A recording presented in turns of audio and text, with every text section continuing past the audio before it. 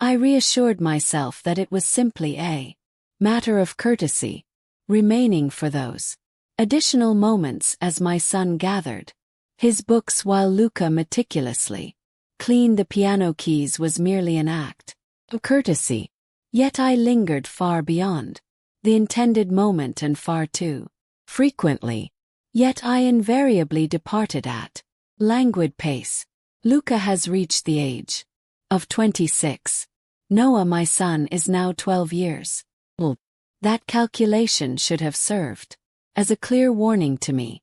Yet it did. The warning signs were not quantified in numerical form. They lingered in moments of stillness, in silences that lingered far too long. Luca had a remarkable way of lingering in our conversations, never hurrying to bring them to a close even as the next student awaited just outside in the hallway. The piano studio occupied a modest space on the second floor of a building, its air thick with the scent of aged books and linseed oil. One window remained perpetually half open, allowing dust to drift through the air, as if it were something divine. As Noah engaged in his play, I would settle into the corner chair, finding interest in the pages of a book. Yet I was attuned to the sounds around me, not solely to the melodies, to the sound of his voice. Luca's voice flowed softly, imbued with a patience that wrapped around each word, its melody transforming even the act of correction into a gentle invitation. He never lifted it, never. Even as Noah faltered on the same note, thrice in succession he would lean in, with a subtle grace, press the key softly and utter, "Try again." After the lesson concluded for the first time, I inquired about which piece Noah ought to focus on practicing. A seemingly innocuous inquiry. He perched on the bench, casting his gaze upward toward me, a smile gracing his lips. "Anything that stirs his soul," he remarked. Method is essential, yet it is the essence of feeling that endures."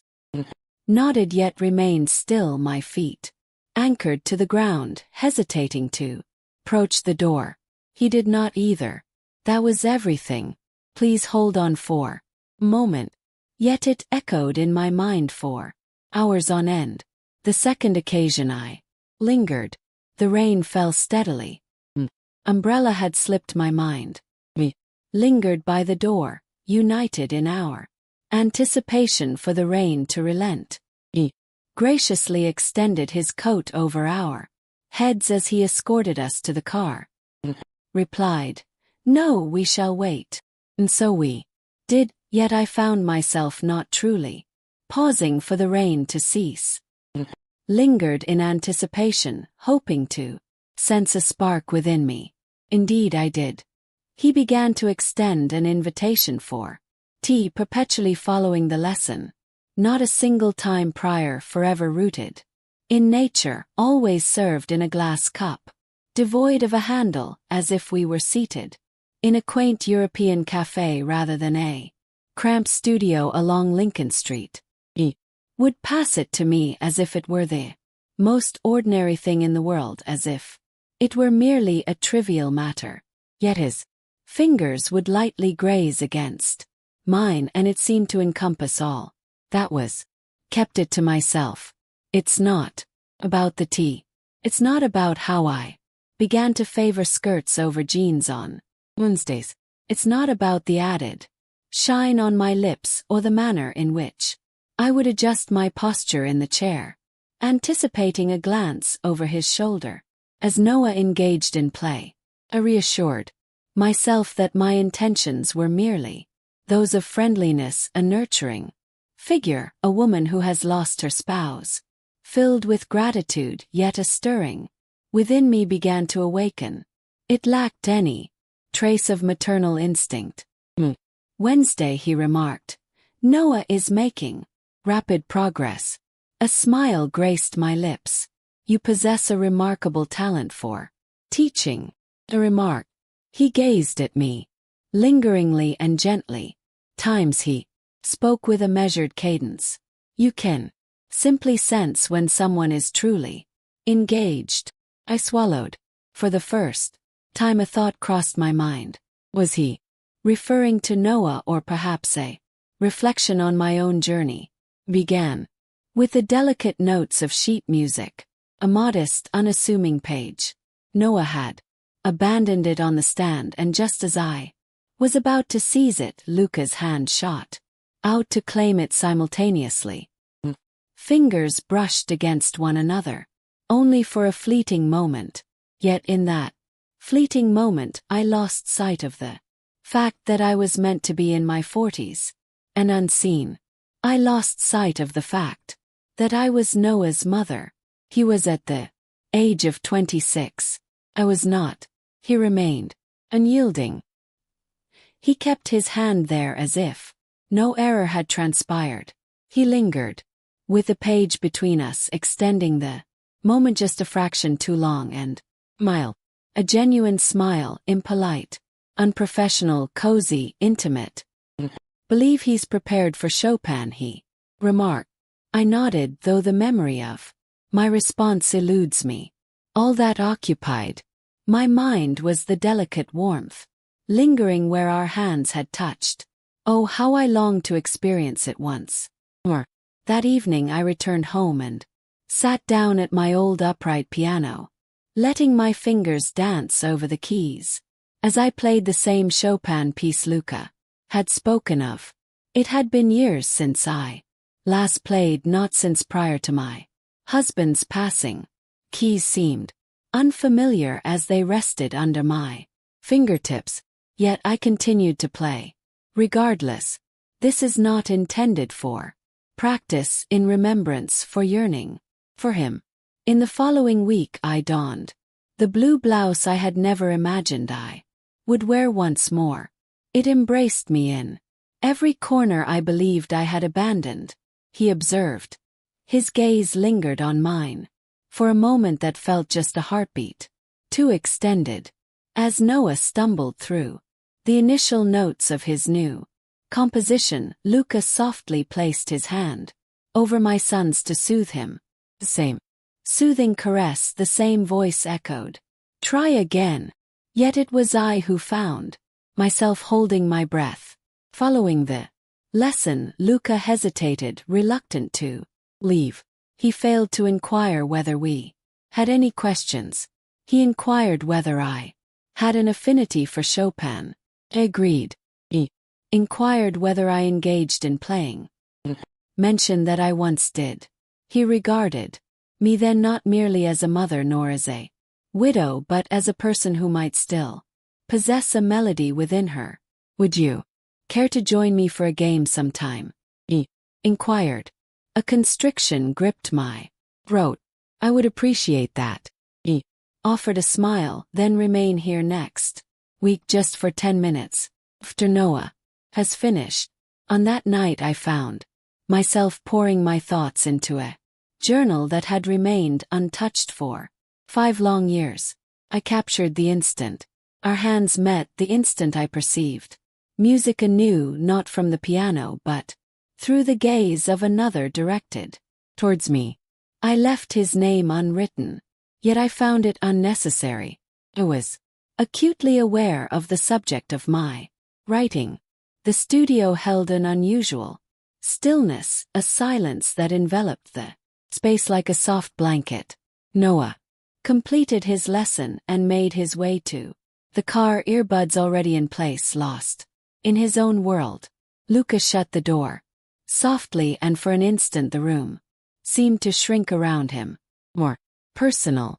He settled onto the piano bench, gently patting the space beside. Please take a seat.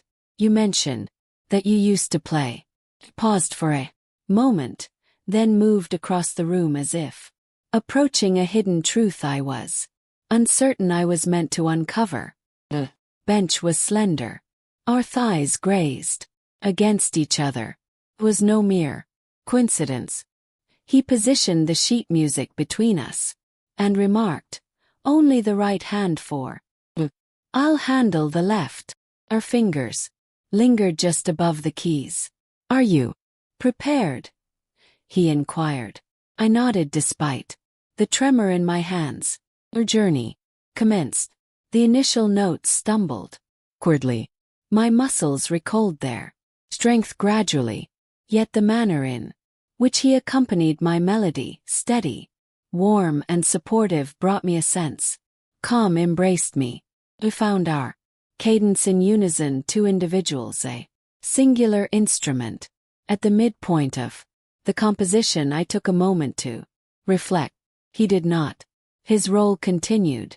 Gentle, unhurried, comforting. He came to a halt as well. My gaze fell upon him, nearer than I had ever allowed myself to approach. He murmured, "Your hands are exquisite." His words were not intended as praise. He conveyed it as though it were a revelation. It was a chord he hadn't realized he required. Chuckled uneasily. "They're aged." He gazed down at them, poised delicately on keys. "No, they have experienced life. That's a distinction." Tears threatened to spill over. Not due to his words, yet it was because he truly intended it. For an eternity, it seemed, no one had truly mattered. Peace remains unfinished. Instead, he gently glided his hand over mine, not possessive, not forceful, simply present, reclining in tranquility, seizing territory he had yet to explore. My gaze fell upon our intertwined hands. The disparity in age was unmistakable. Yet in that instant the bond was equally present. I remained steadfast, refusing to retreat. He did not either. Outside, the rain began to fall.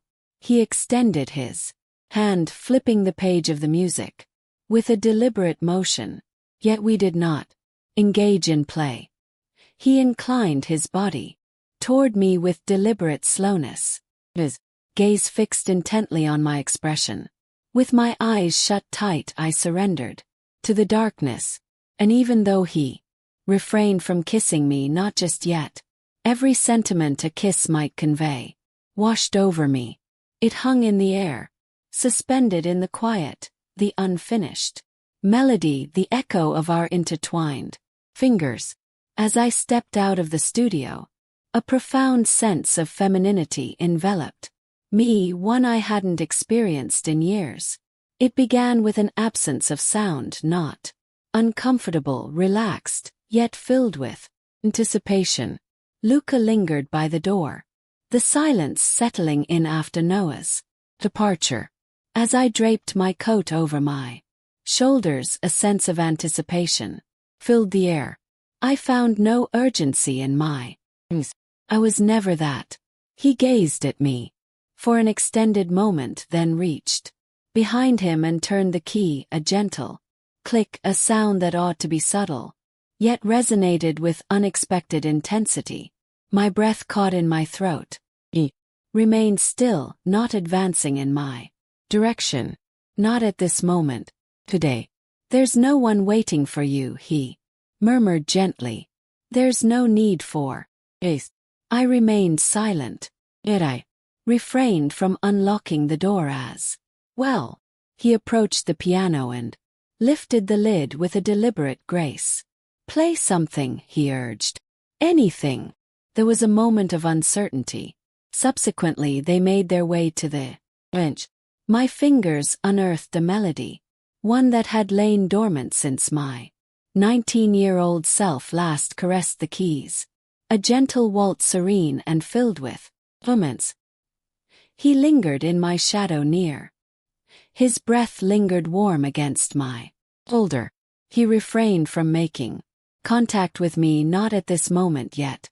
The distance that separated us throbbed with an undeniable energy. Continued to play until his hand rested softly against my back, subdued at the very brink of consent. I ceased my playing, not due to an error on my part. My thoughts eluded me with his hand resting. I shifted my gaze. He inched nearer. "If you wish for me to cease," he murmured, "speak the word." I did not Was unable to, for my body had already given its consent.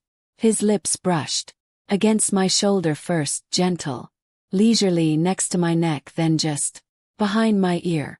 Chill ran through me. Was uncertain whether the tremors coursing through me were a result of the touch itself or the realization that it had been more than 10 years since I had experienced anything like it. Not since the days when life was still filled with spontaneity prior to my descent into invisibility. He stepped before me and sank to his knees. Gaze upon me, he declared. Did indeed. For the first time I found myself not seeing a boy. A man came into view, a witness to my presence, not in the capacity of a mother, not in the role of a widow, yet as a female. My fingers brushed against his face, his cheek, his lips, and when he kissed me, it lacked fervor. It was filled with deep respect. It was as if he understood that this moment had been meticulously crafted, note by note, glance by glance, silence by silence. He made no request for anything further. I withheld it, not this moment, yet the door remained firmly shut. Within the confines of that studio, I allowed myself to embrace desire, truly desire. After a long hiatus, the light outside had faded. We lingered on the piano bench, enveloped in silence, scarcely shifting our positions. His hand lingered over mine, not maintaining, merely taking a moment to unwind, as if it were meant to be, as if it had existed in a previous existence. My heart pulsed in languid rhythms. A sensation coursed through me, resonating in my chest, tingling in my palms and tightening in the back of my throat. I cast my gaze upon Luca. He met the gaze hidden. In that stillness, shared a sacred bond emerged. He claimed the top position. He extended his hand as if we were on the verge of waltzing once more. Approach me, he commanded. Yet I found myself already on my feet. Our bodies converged as if they had long awaited the signal to unite. His arms encircled my waist while mine rested against his chest. Silence enveloped the space, devoid of any melody. Yet we advanced as if there were something at play, synchronizing with each breath. Contact responds to contact. I had lost touch with the sensation of being wanted without the expectation of action. To be embraced without restraint, to be gazed upon with a yearning indeed, but equally with reverence. As his lips met mine once more, my mind fell silent, failed to conduct an analysis, failed to prepare. I unlatched the door. Oral, physical recollection. I allowed him to kiss the areas I believed were forever sealed off, just behind my ear, my collarbone, my wrist. He caressed me as if I were composed of melody, as if he were toying with my emotions, not for the purpose of conquest, yet to comprehend, to experience emotion.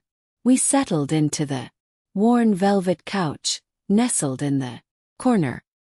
He took his seat first, extended his arms wide. I made my way toward him, knees quaking. Yet it is not born of fear. From the moment of release, years enveloped in silence, years devoted to motherhood, years spent treading lightly, spilled forth as I surrendered to the embrace of someone who sought not to mend my broken pieces, simply sense my presence, simply embrace me, simply understand me.